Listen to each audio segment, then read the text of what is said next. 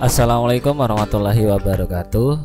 Jumpa lagi di channel Pranaja Servis HP. Ya, pada kesempatan video kali ini saya akan berbagi ke teman-teman. Di sini saya akan bahas kasus Realme C11 tombol volume bawah tidak berfungsi ya. Jadi ini ketiga kali saya kerjakan di Realme C11 ini. Awalnya mungkin teman-teman sudah lihat ya video sebelumnya. Saya beli ini harga 100.000, kemudian saya ganti LCD, ganti frame, ganti fleksibel. Di sini timbul masalah baru, volume bawah tidak berfungsi ya. Jadi ini teman-teman bisa lihat untuk tombol bawahnya tidak berfungsi, sedangkan di tombol volume atasnya masih respon baik ya. Jadi yang jelas bagian tombol power dia juga fungsi ya. Ya, kita akan coba untuk pengecekan sebelum kita lebih lanjut. Di sini terutama bagi user atau bagi para pemula ya. Ini saya shotgun menggunakan pinset ya. Saya shotgun menggunakan pinset karena di bagian framenya mengandung sejenis aluminium ya. Dia ada bahan aluminium, jadi bisa kita shotgun langsung. Untuk powernya sudah kita cek aman saja. Kemudian untuk tombol volume atas kita langsung coba cek. Di sini masih respon ya. Nah, di sini bedanya kalau saya tekan dari kitunnya langsung untuk tombol volume atas dia tidak respon ya. Tapi kalau saya shotgun menggunakan pinset, di sini untuk volume bawahnya dia ada respon ya. Teman-teman bisa lihat untuk volume bawahnya menurun ya. Jadi sudah kita lihat sama-sama, dan di sini teman-teman pastikan lagi ya. Nah, ini sudah ada respon ketika saya coba shotgun menggunakan pinset ya. Tapi kalau saya tekan secara langsung di sini tidak mau respon ya. Nah, di sini ada yang tahu yang masalahnya di mana? Apakah dari fleksibel ini yang rusak atau memang dari kitun atau bantalan kitunnya yang rusak ya? Sekarang kita akan lakukan pengecekan karena ini sudah ganti dengan yang baru, masih belum respon ya. Tapi sayang kalau kita biarkan ya, perlu kita cek dulu ya. Sebelum kita ganti ya kita cek dulu, atau lebih bagusnya kita cek ganti dulu sebelum kita perbaiki ya. Tapi mana-mana yang jadi patokan dulu ya. Ya, karena ini sudah saya solder di bagian fleksibel. Di situ ada pin ya, 4 pin yang kita lihat dari gambar di sebelah kanan. Teman-teman bisa lihat ya. Ini untuk fleksinya sudah saya tambahkan timah, tetap saja tidak mau respon ya. Ya, untuk bagian yang ada garis merah ini untuk tombol power ya. Dan saya akan perlihatkan lebih jelas lagi, ini untuk tombol power. Yang atasnya itu untuk tombol volume bawah ya. Tapi kalau saya nyalakan dari sini atau saya shotgun dari mesinnya, itu masih respon ya. Nah, jadi di sini poinnya tidak ada masalah di bagian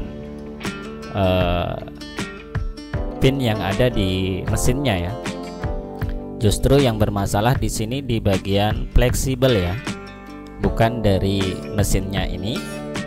Nah, ini setelah saya coba untuk bagian volume bawah, dia ada respon ya. Jadi kemungkinan besar di sini terjadi putus jalur di fleksibelnya ya. Jadi bagaimana cara untuk mengakali bisa berfungsi kembali? Nanti kita akan coba lebih jauh lagi ya. Yang pertama di sini kita akan pastikan untuk fleksibel yang baru ini, karena ini sudah gantian ya. Saya ganti dengan fleksibel yang baru, masih tetap tidak berfungsi ya. Nah, ini teman-teman nanti kita akan coba untuk pengukuran di fleksibel yang baru ini. barangkali dari fleksibel ini yang rusak ya. Walaupun baru belum tentu bagus ya. Tapi di sini saya akan mencoba pengukuran dulu sebelum saya ganti dengan yang baru lagi ya. Nah, ini untuk apa ya, bagian pin-pin yang terkonek ke bagian mesin ya. Ya, mungkin jadi gambarannya di sini teman-teman bisa lihat dari jalur atau skema yang ada di sebelah atas ini. Jadi bagaimana caranya untuk melihat kalau fleksibel ini ada jalur yang putus? Mari kita lakukan pengecekan dengan multi tester yang analog ya. Ya, sekarang kita lanjut pengukuran. Jika kita mendapati ada jalur yang putus, maka kita akan lakukan penjamperan. Sebelum itu, kalau kita belum pengecekan, kita tidak tahu mana yang putus ya. Dan ini saya akan mengukur di bagian masing-masing jalur. Jika dia connect atau tanda jarum bergerak, itu berarti nyambung ya, satu jalur namanya. Nah, ini saya lihat masing-masing untuk jalur positif, bagian tombol-tombol tertentu di sini masih tersambung dengan baik ya. Ya, untuk jalur untuk positif di bagian tombol volume atas, dia masih tersambung dengan baik ya. Ya, ini untuk bagian volume atas ya. Bagian volume atas jelas ini tadi berfungsi, makanya dia masih tersambung dengan baik ya jalurnya. Nah, sekarang di sini untuk yang tombol volume bawah yang bermasalah, di sini tidak tersambung ya. Berarti di bagian fleksibel ini ada yang putus jalur ya. Dan di sini teman-teman bisa lihat saya ukur untuk groundnya ya. Ini karena bagian ground tidak tersambung di fleksibel ini, makanya di sini tidak terkonek ya. Nah, ini teman-teman bisa lihat masing-masing jalur ground. Di sini saya ukur yang bagian volume atas untuk groundnya masih terhubung ya. Tapi kalau yang volume atas di sini tidak terhubung groundnya ya. Nah, ini sekarang saya akan lakukan penjamperan di bagian jalur ground. Di sini karena yang bermasalah jalur ground untuk volume bagian bawah ya. Tapi kalau di mesinnya masih aman ya. Tapi kalau di sini di bagian fleksibel ini ada yang bermasalah ya. Makanya tadi sudah kita lakukan pengecekan, karena di sini bagian volume bawah ini ada yang putus jalur ya.